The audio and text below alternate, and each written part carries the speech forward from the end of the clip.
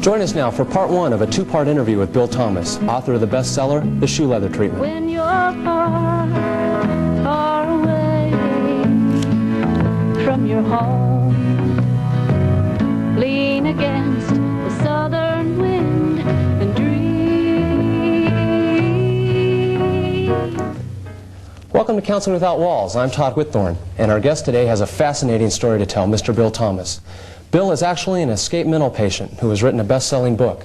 He's also the subject of a made-for-television movie on NBC. He's a recipient of the Clifford Beers Award and serves as the president of the Mental Health Association in LA County. Bill, welcome to Counseling Without Walls. Pleasure being here. Bill, tell me about when you were first committed. You know, it's interesting. Most people that are going to listen to this or watch this program are going to say, well, I can't identify with that guy because his whole illness was a very bizarre thing that happened to him. But the reality of it is that the thing that happened to me is going to happen to every single individual watching this show, including you.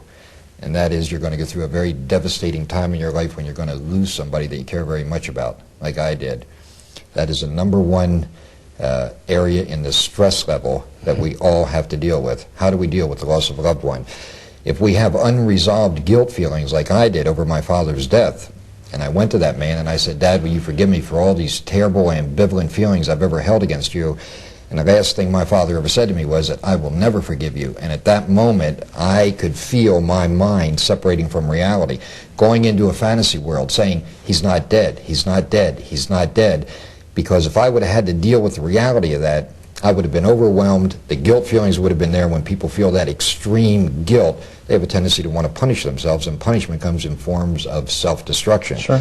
So basically, what I did is became schizophrenic. That was my way of getting out of the pain and the reality of what I had to deal with. After my father died, my second child was born mentally retarded, and in my own twisted way of thinking, I thought it was my dad acting out in some way, trying to punish me for these guilt feelings.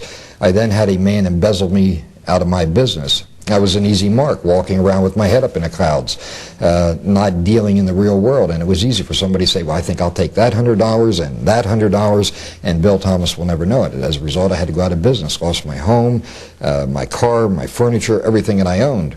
I became a derelict. How old were you at this time? I was about 20 years old. And you were married? Married. Had one child and another one that was just born.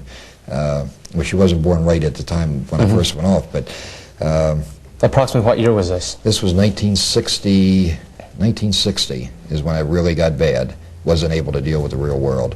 And then my wife left me. I mean, she couldn't stand to be around me. I couldn't take a shower, I couldn't shave, I had no desire to change my clothes, I had no desire to do anything except crawl under something and hide from life.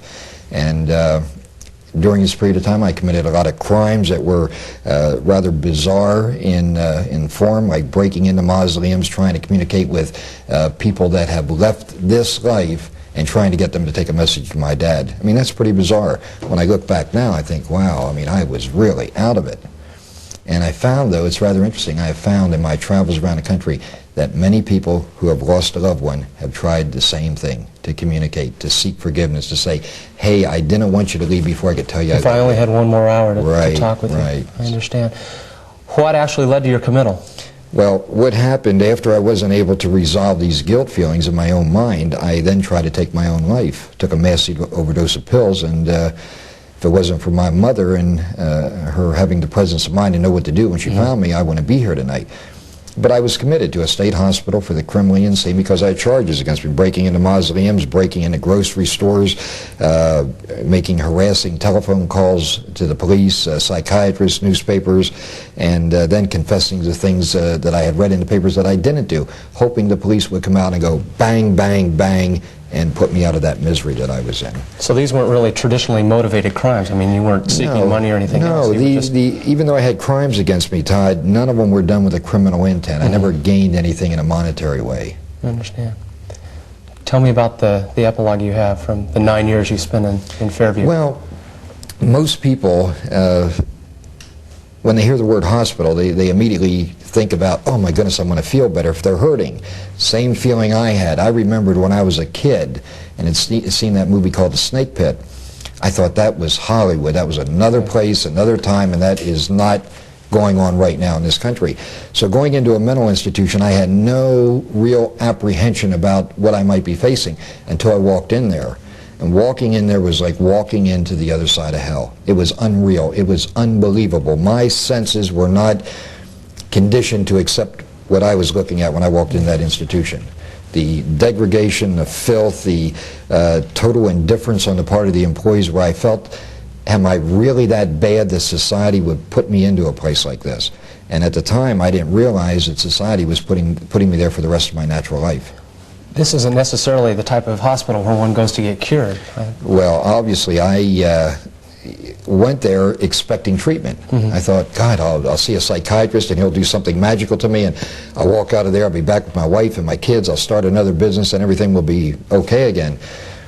And a couple days after I was in there, a patient came up and said, what are you here for? And I said, I'm here to get treatment. He said, treatment? He said, the only kind of treatment you're going to get is shoe leather treatment. And I said, what's that? And he said, you'll know when it happens.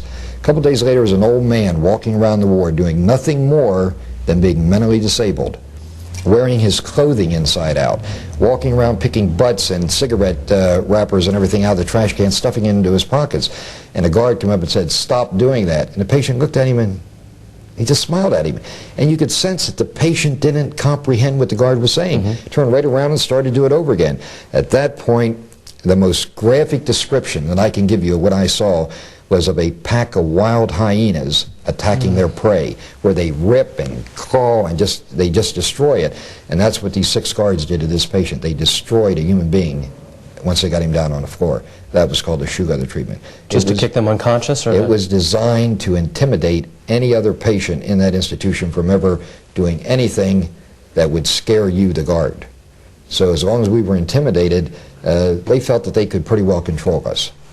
And even, I mean, it's interesting, the end of the story, what I'll tell you about later, the guards had bigger problems than the patients did. I was going to say, what's the normal character breakdown of some of these guards? It must be an incredible position. You know, it's interesting. Years later, when I went back to testify about the things that I had seen, one of the questions asked me by the Senate committee was, do I think these people are sadists? And I could have said, my God, in view of all the evidence, you form your own opinion. But I had to be honest. I felt that my credibility was on the line, and I said, well, I know the history of the hospital, that these men who are working there, or did work there, came out of the coal mines. When those coal mines petered out, they had all these men who were uneducated, who solved all their problems through barroom brawling. There was no place to go for a job. Now here we have this great big, gigantic hospital that can employ 500 of you This people. was in Pennsylvania, right? In Pennsylvania. Yeah. We'll put a gray shirt on you, a black bow tie, and then say, now you take care of all these crazy people in here. Now what happens when you see people manifesting all kinds of weird behavior, like maybe a guy walking around with his finger in his ear, or smacking the side of his head, or wearing his clothing inside out. If you don't understand it, it has a tendency to make you fearful of it. So you back off and you say, well, now I can shoot it, I can beat it, I can hit it with something, or I can run from it. They didn't have guns. They couldn't run from it because they were on the ward. So the only other thing... They weren't trained to deal with it either. That's right. Yeah. The only other thing they were able to do was the shoe leather treatment. Let's scare them so they don't scare us. And that was the mentality. And it was like a snowball. It just kept going, getting bigger and bigger, and it was more widespread. And for, I guess, close to 40 years it was going on in that institution. Explain how you were able to cope with your own problems. Anger. Something that people say, oh God, I don't want to admit that I'm angry, because that's not normal. Yeah. It is normal if it's channeled properly. I took all the anger about being there, about being away from my wife and my kids and my mother, and the opportunities to make something out of my life, and I took all that anger and said, I will not dignify my environment by becoming a part of it, by crawling under the bench and not shaving or showering or doing anything else. I am going to go above it. I'm going to rise above my environment. And that's what happened. And my daughter, my oldest daughter, was a catalyst that caused me to examine who I am and why I wasn't able to deal with the stress that I was confronted with in my life. Now, your wife had filed a divorce at this time, right? Yeah, right. And But still came to visit you, or? No, it was... Our romantic relationship really turned into a platonic relationship. And that's But she would bring your daughter to come see you and allow her to see you. So that was really what turned you around. That was the thing that just was a constant jab at me, constantly. What is wrong with this thing up here? Why am I like this? Why did I do the things I did? And once I started to take it off the shelf and deal with it, what I found out that it was easier staying sick, mentally ill, than it was dealing with all these traumatic things that happened to me. But what I found out was that if I could take these things off the shelf one at a time, it's like reality in small teaspoonsful, that maybe I can sort it out somehow and understand it and make it palatable to me, that I'll be able to say, wow, I think I can stand back here now and take a look at it and I'll feel better. And that's what happened. One step at a time. One step at a time. After you felt comfortable with yourself and possibly the ability to return to a normal working environment, there's really no escape, is there? I mean, with such a small staff. No, this institution was considered escape-proof, physically escape-proof, but then there was also the... But I mean normal channels. Can you go to someone and say, I feel, give me a try, or... Once a year. You were allowed to do that once a year if you were lucky. There were some patients who had not seen the staff in 25 years. That was uncovered by the Philadelphia Inquirer. They had How many people were actually in this hospital? There were 1,400 at the time I was in there. But the interesting thing about it, now a lot of people would say, well, my God, those physical abuses, I can't deal with that. I could never have somebody do something like that to me. The physical abuse that I went through was nothing on a scale from 1 to 10 compared to the psychological abuse of waking up every morning in that environment and saying, when am I ever getting out of here? And the fact that I shot my mouth off because I was young and naive and just full of a lot of energy, saying that if I ever get out of here, I'm going to tell people on the outside what you people are doing in here. Unbeknown to me, that is filtering back to the staff, and the staff says, well, this guy's a troublemaker. I mean, he could close us down. We aren't going to let him out. So you were in actuality closing off your only avenue of escape. That's right, but not realizing until I got smart. And then I decided more devious ways to try to tell that story. It's fascinating. Well, I then started to study law, and I tried to petition my way out. And every time I made a petition, they would, and this sounds very paranoid, but they would alter it. They would take out certain key phrases that when the court received it, they would say, well, this man is obviously insane. I mean, his whole thing doesn't make sense. I mean, he jumps, his thought patterns aren't consistent. So I realized that that was a hopeless cause. I then decided that I would try to escape. And I went on a premise of something that I learned a long time ago, that you don't know you can't do something until you try it. And I didn't know that I couldn't escape. I knew that that many other patients had tried it and never had been successful, but I didn't know that I couldn't do it. But then after trying to escape, I found out that I couldn't. And I felt like everybody else. What avenues did you take? I mean, physically just... Well, I tried to cut through the bars in my room, but then I found that the bars, when you get inside the bar, you ran into an inner bar that was hooked up to ball bearings, and the hacksaw blade would just run back and forth with the inner bar. I mean, they had it all figured out. I tried to go through the ceiling in the kitchen to get into an inner courtyard, but then I wasn't sure how I could get out of the whole complex. I then decided against that. I then tried to go down through a tunnel where I almost drowned. That was probably one of the most dramatic parts of my story, where I went down through this water-filled tunnel with big hot steam pipes, and I had to hold on to them, got burned real bad. I realized that I couldn't get out that way. I then decided that I can't get out of here. The staff isn't going to let me out, and I can't escape. And the only thing that I felt like doing was dying. I would have rather been dead, Todd, than to stay in that institution for the rest of my life. But then one night I was sitting there watching Mission Impossible on TV. I used to watch it every night, every Sunday night. And I thought to myself, what those people are doing, maybe not all of it, but a lot of what they're doing is really possible. Maybe not the mask that they would make, but some of the other surreptitious things they would do. And then I remembered a guard's life who I had saved. The third year that I was in there, and I went back to him and I said, I saved your life, now I want you to do something for me. How long had you been in at this time? About 8.5 years. So you were what, about 28, 29? About that, yeah. Some of the best years, as you know. I mean, you're in that age bracket right now, and I'm sure you don't want to give up your time.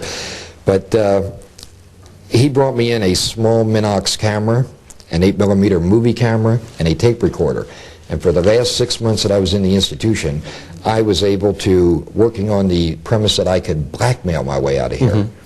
Because no one would believe me. If I told the things that I said today to you about 6 guards kicking a patient to death, you would probably raise your eyebrows and say, that might have happened 30, 40 years ago, but that doesn't happen in the 20th century. But if I said, Todd, here is the evidence, here are the tape recordings of movies and the still photographs, and you judge for yourself. And that's what happened. I was able to document the abuses, and then once I was caught, they decided they were going to eliminate me to knock down any credibility of what I might have. Now you were doing this, obviously, undercover. So Right. What I had the small Minox camera and a packet of cigars, and every time I'd see something, I would just look over at it if a patient was being beaten and take it out, aim it, take the cigar out, click it, and put it back in my pocket. The movie camera I had inside of an air foam pillow, and what I would do is take the camera out and hide it somewhere, walk onto the ward and walk up to you if you were a guard and say, did I get any mail today? And you'd check and you'd say, no, you didn't get any. And I'd say, ah, damn it, and I'd throw the pillow. I'd have a temper tantrum. I'd throw the pillow up against the wall, and they'd constantly see this pillow bouncing around and me lying on it, so they never were suspicious. When I felt I could safely go on the ward with it, I'd put the camera inside this cutout area that I had. I'd walk around and I would just press down on it. I'd pull this small flap apart in the front, and I would aim the camera, just press down on it, and I was able to get 150 feet of good, sharp, colored film of the activities, the atrocities being committed in the institution. Tape recorder was a little bit more difficult. I used to have this relationship with Edgar Allan Poe. He was a big inspiration to me. I had read his purloined letter, and he said that the most obvious is the hardest to fathom. If you do something right in front of someone, most likely they won't see it. And I said, well, how do I cover up this big tape recorder? I mean, I can't walk around and ask the guard to confess to me about the beating that he just participated in. And it was always like Edgar Allan Poe was saying, well, do the most obvious. So I got this old transistor radio. You know, when you just looked at me, I felt a little bit guilty because I'm known for pulling little trinkets out of your show. Okay, I'm not going to pull any tricks on you. But I took this transistor radio, took the insides of it out, put the tape recorder in, had a special nail that I made that I could push through a hole in the back, turn it off, and play on a record, and I would pre-record radio music, and I'd walk around playing it. And at any moment, if I thought that you were in a position I could get you involved in a conversation, I would sit it down almost right in front of us, and I would say, hey, Todd, I just heard something I think you better know about. Those patients over on Q Ward were talking about writing a letter to Harrisburg, to the State Mental Health Department, about that beating you were involved in. I just wanted to tell you about it. What that did was open the door up for some conversation where you might say, ah, we didn't beat the guy too bad. I mean, you know, so we kicked him a couple times. And all the time I was recording them. Got 16 different employees literally boasting in some cases about the beatings that were going on. Autocracies, geez. And then that's when I finally got caught. And now, did you have your own private room, or were you in a ward? I had a semi-private room because I worked in the kitchen. Kitchen workers were given semi-private rooms because we had to get up earlier than everyone else. Were any of the patients aware of what you were doing? About 3 of them. 3 patients, and it turned out to be one of those 3 patients that actually ratted on me. They got me caught. So then what happened? I mean, were you able to get some of this material out before you were caught? Or? I got everything out. I got everything out. I was able to make some, get some duplicates of the photographs, of some of the photographs that I had taken, that if I ever get caught, I'd be able to bargain for my life. If they ever caught me in the actual act of taking a picture, before they did me in too bad, I would say, look behind the bake oven and find that big envelope back there because it has some things that I think you better look at before you do anything to me. Well, what happened was I was trying to bug the staff room with a wireless transmitter, built 2 ashtrays that were identical to each other, and my plan was to put 1 ashtray right in the staff room, right on front of the table, right in front of them, and leave it there for about 3 weeks. 3 weeks later, I would take it out and put this other ashtray in. It was identical. That had the small wireless microphone in it. So at the first ashtray, they would pick it up, look at it, get used to it, and then not touch it again. Well, the second ashtray that I was taking out there, I had given it to a patient, paid him some money, not money, but cigarettes to take it out. I even put cigarette butts in the top of it and told him, do not dump the cigarette butts out. On the way out, he dumped them out, and he saw the transmitter embedded in the bottom of it, took it right out to the superintendent. A couple guards came down and started punching me around, but anyway, it was a standoff.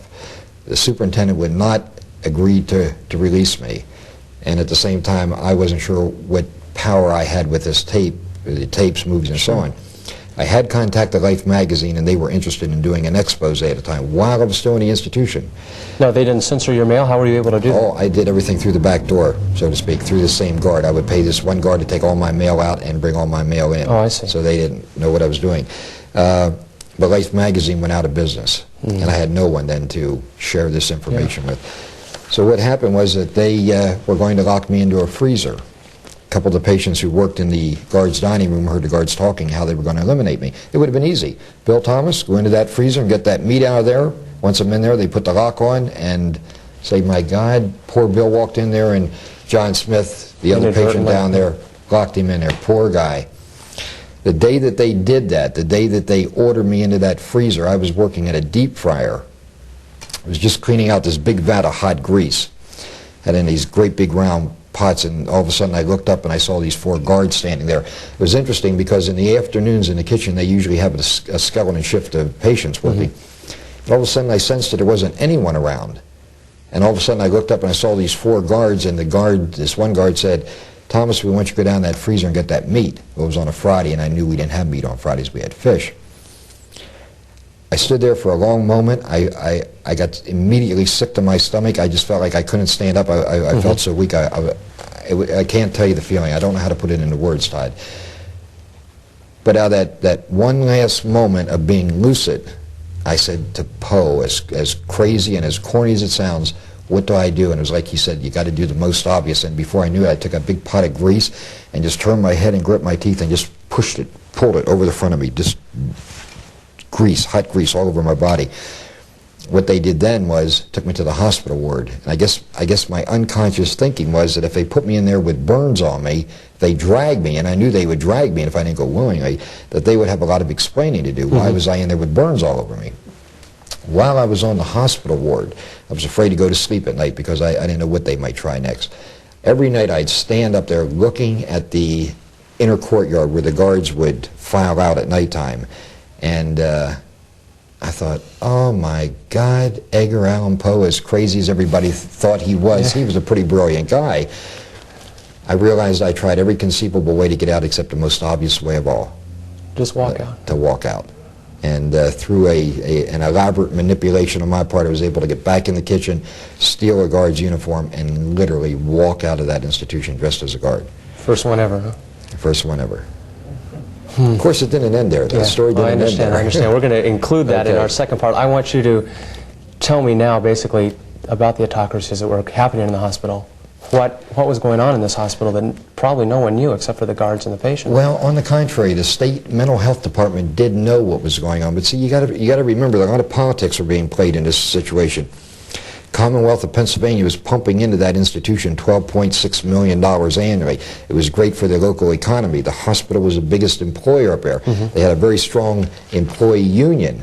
No one wanted any waves created. I understand. So you have a strong employee union, you have a lot of money being pumped in there, and it's good for the economy, and what you have in there are a bunch of so a lot of people just turn their heads. Turn their heads, including the state officials. What was happening? The daily activity, what would you see? The actual shoe leather treatment, the beatings which resulted in the deaths of many patients in the institution. How often do those happen?